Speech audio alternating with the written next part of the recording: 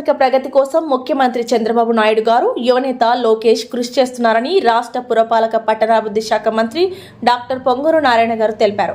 Nellore Narayana engineering కాలేజ్లో మెప్మా నిపుణ సంస్థ ఆధ్వర్యంలో జాబ్ మేళా ఘనంగా నిర్వహించారు. అర్హత ఉన్న 250 మందికి ఉద్యోగ అవకాశాలు పలు కంపెనీలు ఇచ్చాయి. ఈ నియామక పత్రాలు మంత్రి నారాయణ అందజేశారు. జాబ్ మేళా ద్వారా తమకు ఉద్యోగ అవకాశాలు కల్పించిన కూటమి ప్రభుత్వానికి యువతీ యువకులు కృతజ్ఞతలు తెలిపారు. ఈ సందర్భంగా మంత్రి నారాయణ మీడియాతో మాట్లాడారు. జాబ్ మేళలో 42 కంపెనీల ద్వారా ఉద్యోగ అవకాశాలు పొందిన 258 మందికి మంత్రి అభినందనలు తెలిపారు.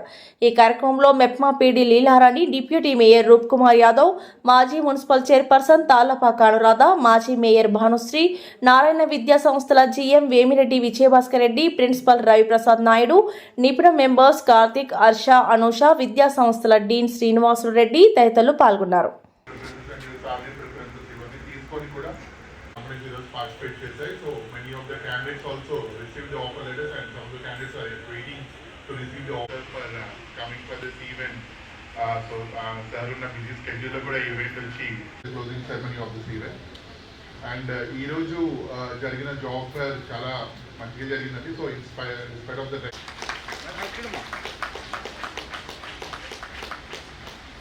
so Manipal ki selected candidates are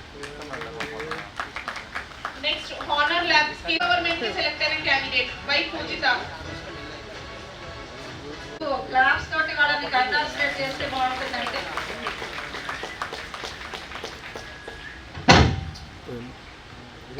yes sagar PCCT next Jaswal ki selected candidates Hari Krishna. So జస్ట్వెల్ కి ఆల్రెడీ 8 మెంబర్స్ జాయినింగ్ కి వెళ్ళిపోయారు. రేపు హైదరాబాద్ లో వెళ్ళి జాయిన్ అవుతున్నారు. ఆల్రెడీ వాళ్ళు నెల్లూరు నుంచి స్టార్ట్ అయ్యారు.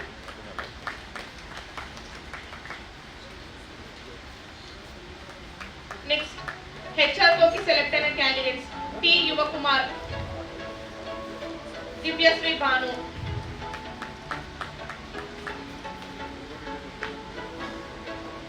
నెక్స్ట్ ఇన్నో సోర్స్ కి సెలెక్ట్ అయిన candidates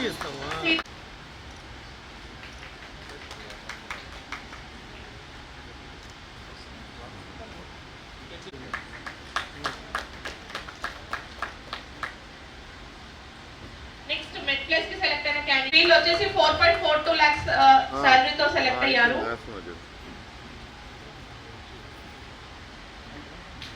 next Marvin lives G Charan,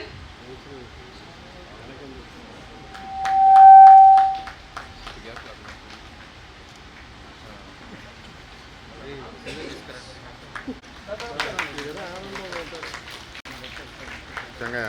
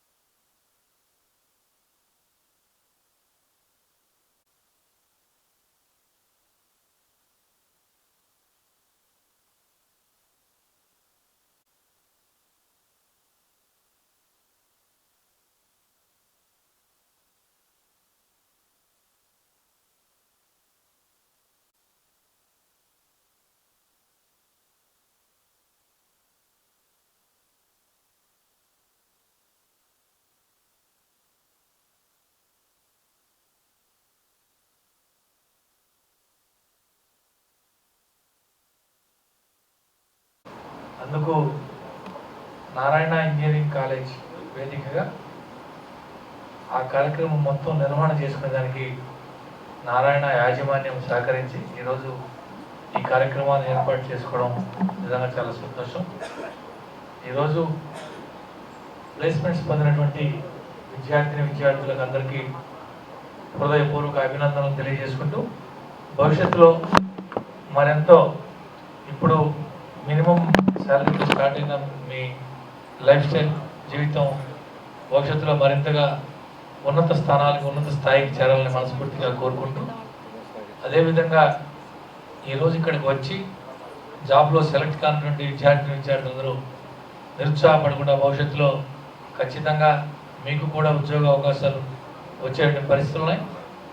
మనందరికీ తెలుసు రాష్ట్ర గౌరవ ముఖ్యమంత్రి వర్యులు చంద్రబాబు నాయుడు గారు, అదేవిధంగా ఐటీ విద్యాశాఖ మంత్రి నారా లోకేష్ గారు ఏ విధంగా అయితే దేశ విదేశాల్లో పర్యటించి లక్షల కోట్ల రూపాయలు విలువైనటువంటి పరిశ్రమల్ని ఆంధ్ర రాష్ట్రానికి తీసుకొచ్చి ఇవన్నీ శ్రమంతా కూడా మీ పోటీ యువత కోసమే. యువత అన్ని రకాల ఉద్యోగ ఉపాధి అవకాశాలు పొందాలని చెప్పి ఏదైతే మన గౌరవ ముఖ్యమంత్రి వారు చేస్తున్నారో వారందరి కృషి ఫలితంగా భవిష్యత్తులో మరింత మంది మంచి ఉద్యోగాలు వస్తాయని చెప్పి మనస్ఫూర్తిగా ఆశిస్తూ సెలవు తీసుకుంటాం. 6 నెలలు కావు, మినిమం 1 year నుంచి 4 years పడతాయి. కొన్ని 1 year, కొన్ని 1.5 year, 2 years, 3 years, 4 years, 5 years. ఏది ఏమైనా ఈ రాష్ట్రంలో ఈ 5 సంవత్సరాల్లో 20 లక్షల మినిమం ఉద్యోగాలు వచ్చేటట్టుగా ముఖ్యమంత్రి గారు ఈరోజు ప్రయత్నిస్తున్నారు. ఈ సందర్భంలో మెఫ్మా అదేవిధంగా నిపుణుల వీళ్ళు కలిసి యాక్చువల్గా రాష్ట్రంలో అన్ని జిల్లాల్లో ఈ కార్యక్రమాన్ని స్టార్ట్ చేశారు. ఇంతవరకు 6,409 మంది 6,409 మంది ఇంటర్వ్యూకి అటెండ్ అయ్యారు ఇంతవరకు జరిగిన జిల్లాల్లో. దాంట్లో 1,675 మంది సెలెక్ట్ అయ్యారు. నెల్లూరులో తీసుకుంటే ఈరోజు జరిగిన మేళలో 1,739 మంది యాక్చువల్గా రిజిస్టర్ చేసుకొని అపేర్ అయ్యారు. అందులో 258 ఫస్ట్ సెలెక్ట్ చేశారు.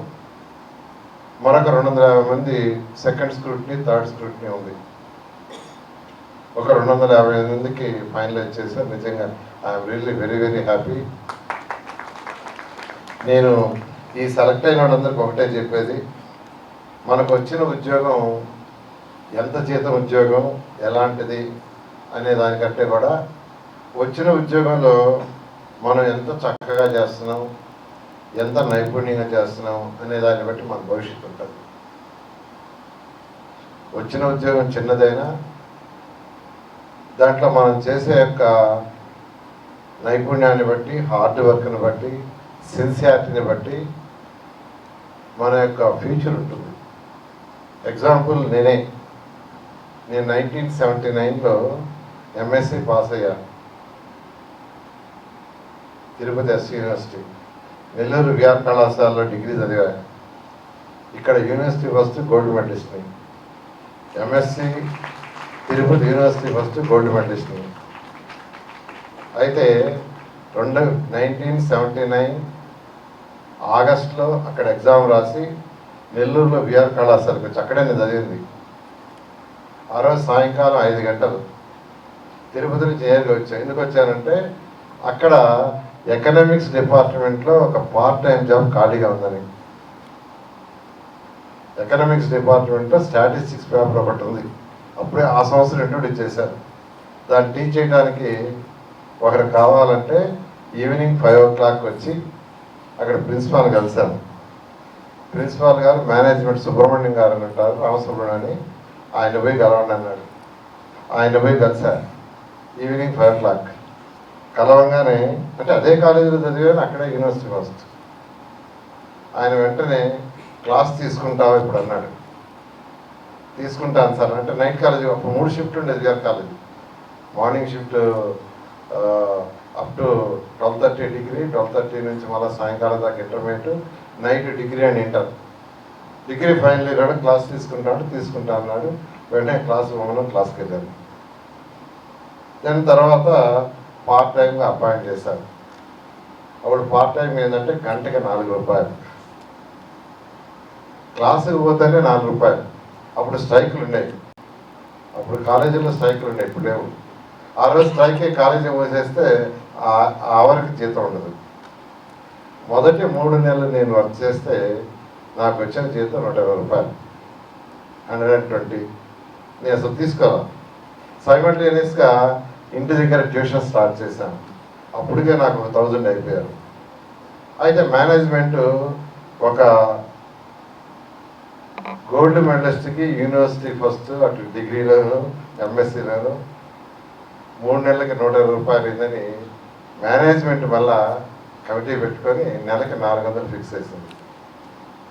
నాకు 400 ఇక్కడ ఫిక్స్ చేసింది తప్ప రాష్ట్రంలో అన్ని కాలేజీల్లో పార్ట్ టైంకి 400 గవర్నమెంట్ ఫిక్స్ చేసింది. అంటే 120 నుంచి నెక్స్ట్ స్టెప్ 400 అయ్యారు. ఆ 400 నుంచి నెక్స్ట్ స్టెప్ ఏంటంటే వాళ్ళ మేనేజ్మెంటే తర్వాత 5 మెన్ కమిటీ అని యూనివర్సిటీ ద్వారా అడ్వర్టైజ్మెంట్ చేసి నాకు రెగ్యులర్ పోస్ట్ ఇచ్చారు, పర్మనెంట్ పోస్ట్, గవర్నమెంట్ జీతం 875 రూపాయలు అప్పుడు 1979. అయితే సైమల్టేనియస్గా ఇంట్లో ట్యూషన్స్, హార్డ్ వర్క్. అప్పటికే దాదాపు 2000 మంది స్టూడెంట్స్ అయ్యారు. 1 year వర్క్ చేశాను గారి కళాశాలలో. 1 year తర్వాత ఐ రిజైన్ మై జాబ్. నేను రిజైన్ చేస్తే మేనేజ్మెంట్ ఒప్పుకోవాలి. గవర్నమెంట్ జాబ్ ఏపిచ్చాడు, వదులుకుంటాడు, ట్యూషన్లు నమ్ముకోనని. But I have a confidence on my నా మీద నాకు నమ్మకం ఉంది. అందుకని నాకు రిజిగ్నేషన్ ఇవ్వంటే మేనేజ్మెంట్ లేదు నీకు 4 years లీవ్ ఇస్తున్నావు, long leave loss of pay మీద నీ జాబ్ ఉంటుంది, నువ్వు నీ వర్క్ చేసుకొని వదిలేశాను. ఆ తర్వాత నేను ఇన్స్టిట్యూషన్ని డెవలప్ చేస్తూ వచ్చాను. ఈరోజు నారాయణ ఇన్స్టిట్యూషన్ 32 రాష్ట్రాల్లో ఉంది. 6,50,000 మంది స్టూడెంట్ చదువుతున్నారు. 50,000 మంది ఈరోజు శాలరీస్ ఎంప్లాయీస్ ఉన్నారు. నాకు ఎక్కువ సాటిస్ఫాక్షన్ ఇచ్చేది 50,000 మంది ఎంప్లాయీస్ అంటే 50,000 కుటుంబాలు. ఇవన్నీ ఎందుకు చెప్తున్నానంటే ఇవన్నీ కూడా హార్డ్ వర్కే, నేను చేసిన హార్డ్ వర్క్. ఎవరైనా సిన్సియర్ హార్డ్ వర్క్ చేస్తే 100% సక్సెస్ అవుతారు. ఏ చిన్న జాబ్ ఉంది, 4 రూపాయలు నా జాబ్, 4 నుంచి అంటే 3 నెలలకి 120, 3 నెలలకి 120 అంటే నెలకి ఎంత, 40 రూపాయలు. But because of hard work management సింపథిక్గా అది 400 చేస్తుంది. నెక్స్ట్ మేనేజ్మెంటే పర్మనెంట్ పోస్ట్, గవర్నమెంట్ పోస్ట్ ఏర్పాటు చేస్తుంది. బట్ సైమల్టేనియస్గా హార్డ్ వర్క్ అని నమ్ముకున్నా, ఈ రోజుకి హార్డ్ వర్క్ చేస్తున్నా. అందువల్ల అందరికీ ఈ పోస్ట్ వచ్చిన ప్రతి ఒక్కరికి మనకి ఎలాంటి జాబ్ వచ్చింది, ఈ విషయాన్ని ఎందుకు చెప్పానంటే నాకు ఎలాంటి జాబ్ వచ్చింది, నాకు వచ్చి 8 లక్షల ప్యాకేజా, 6 లక్షల, 4 లక్షల, 2 లక్షల, 1,00,000 అనేది కాకుండా మీరు ఫీల్డ్లో హార్డ్ వర్క్ చేయండి, ఖచ్చితంగా ఉన్నత స్థితికి పోతారు. ఈరోజు ఎంతోమంది తీసుకోండి, ఇప్పుడు ఆదాని తీసుకోండి. ఆదాని ఏంది, ఏ స్మాల్ పర్సన్, ఈరోజు ఇంటర్నేషనల్ లెవెల్. అదేవిధంగా జిఎంఆర్ తీసుకోండి, జిఎంఆర్ ఇస్ స్మాల్, అంటే మనకు తెలిసిన వాడు ఈరోజు ఇంటర్నేషనల్ లెవెల్ పోయారు. అందువల్ల ఎవరైనా వాళ్ళందరూ హార్డ్ వర్క్ చేసేవాడు. ఎవ్రీబడి ది వర్క్, ఎందుకంటే వాళ్ళందరితో నేను డిస్కస్ చేస్తుంటాను. వాళ్ళందరూ ఎక్సలెంట్గా హార్డ్ వర్క్ చేసేవాడు. హార్డ్ వర్క్ చేయకుండా ఎవరు సక్సెస్ కాదు. అందువల్ల నేను అందరినీ మరొకసారి రిక్వెస్ట్ చేసేది ఏంటంటే మీకు వచ్చిన జాబ్ ఎంతది అనేది కాకుండా దీంట్లో హార్డ్ వర్క్ చేయండి, చేసుకుంటూ ఉండండి. మళ్ళీ ఇంకో జాబ్ వస్తే దానికి షిఫ్ట్ కావచ్చు, మళ్ళీ ఇంకో జాబ్ వస్తే షిఫ్ట్ కావచ్చు. అట్లా అంచెలంచెలుగా ఎదిగి ఉన్న స్థితి మీరు అందరూ పోవాలని మనస్ఫూర్తిగా కోరుకుంటూ మరొకసారి అందరికీ కంగ్రాచులేషన్స్. Thank you. వాళ్ళు ఏర్పాటు చేసిన 42 కంపెనీల ద్వారా సెలెక్ట్ అయ్యారు. వాళ్ళందరూ కూడా నా యొక్క అభినందనలు, శుభాకాంక్షలు.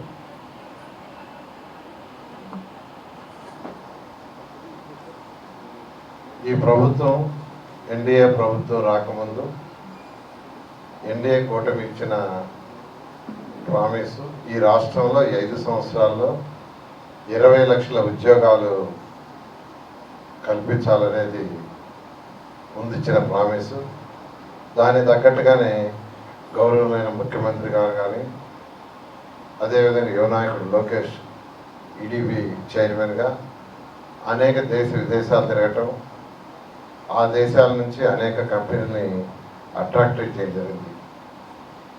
జనరల్గా ఉద్యోగాలు రావాలంటే ఇండస్ట్రీస్ రావాలి, ఇండస్ట్రీస్ రాకుండా ఉద్యోగాలు రావు. అందుకనే ముఖ్యమంత్రి గారు వీటి మీద స్పెషల్ ఫోకస్ చేసి అనేకమైన ఇండస్ట్రీస్ని కాంట్రాక్ట్ చేయడం జరిగింది. మీకు అందరూ తెలుసు, మొన్న జరిగిన విశాఖపట్నంలో సమిట్ తీసుకుంటే సిఏ సమిట్, అక్కడ దాదాపు 13 లక్షల కోట్లకి అగ్రిమెంట్ ఎంఓయూలని ఎక్స్పెక్ట్ చేసిన దానికంటే ఎన్నో రెట్లయినాయి. 13 లక్షలకి ఎంఓయూలు అంటే 13 లక్షలకు ఉద్యోగాలు వస్తాయి. దానికి ముందే అంతకుముందు దాదాపు 9 లక్షలకు ఎంఓయూలు అయినాయి. అయితే మన ముఖ్యమంత్రి గారు ఒకటే చెప్పారు, 20 లక్షలు కాదు 50 లక్షల మందికి ఉద్యోగాలు ఏర్పాటు చేసేటట్టుగా మీరందరూ వర్క్ చేయాలని చెప్పడం జరిగింది. ముఖ్యమంత్రి గారు విదేశాలు తిరగటమే కాకుండా ఈ మధ్య అందరూ మంత్రులు కూడా వేశారు. ఒక్కొక్కరు 2 కంట్రీస్కి పోయి అధికారులతోటే అక్కడ ఉన్న ఇండస్ట్రీస్ అందరినీ కలిసి వాళ్ళందరినీ ఇన్వైట్ చేయండి అని. నేను కూడా సౌత్ కొరియా, దుబాయ్ రెండు దేశాలకు పోయించాను. 2014-19లో కూడా అనేక విదేశాలు తిరిగారు. ఎక్కడికి పోయినా ఇండస్ట్రీస్ని రమ్మంటే వాళ్ళు ఒకటే ఫస్ట్ అడిగేది ఏంటంటే, మీ రాష్ట్రంలో లా అండ్ ఆర్డర్ ఎలా ఉంది, అంటే ప్రశాంతంగా ఉందా, లేదంటే అరెస్టులు, జైలు లేటాలు, కొట్లాట్లు, ధర్నాలు, ఇవే ఫస్ట్ క్వశ్చన్. అదే ఏ కంట్రీ వాళ్ళు వ్యాపారాలు పెట్టాలన్నా ఫస్ట్ అడిగే క్వశ్చన్ అది. ఆ తర్వాత వాళ్ళు రోడ్డు, తర్వాత వచ్చి వాటరు, ఎలక్ట్రిసిటీ కనెక్షను, తర్వాత ల్యాండ్ అడుగుతారు. మన ప్రభుత్వం అనేక పాలసీలు ముఖ్యమంత్రి గారు చేశారు. ఆ పాలసీలు చాలా సింపుల్ చేశారు. భారతదేశంలో ఏ రాష్ట్రం ఇచ్చినా అంతకంటే బెటర్గా సబ్సిడీ ఇవ్వటం. ప్రతి రాష్ట్రం సబ్సిడీ ఇస్తుంది. ల్యాండ్ ఇస్తుంది తక్కువ రేటుకి, వాటర్లో సబ్సిడీ ఇస్తుంది, ఎలక్ట్రిసిటీలో సబ్సిడీ ఇస్తుంది. అయితే వాటికంటే బెటర్గా ఇచ్చే విధంగా ముఖ్యమంత్రి గారు పాలసీలు తీసుకొచ్చారు. ఆ పాలసీలకి అట్రాక్ట్ అయ్యే మన 13 లక్షల కోట్లకి యాక్చువల్గా ఎంఓయూలు అయినాయి. అయితే ఇవన్నీ గ్రౌండ్ కావాలంటే టైం పడుతుంది. ఇప్పుడు ఒక ఇండస్ట్రీ ఈ వీడియో కనుక మీకు నచ్చినట్లయితే లైక్ చేసి షేర్ చేయండి. మరిన్ని లేటెస్ట్ అప్డేట్స్ కోసం మా ఛానల్ ని సబ్స్క్రైబ్ చేయండి.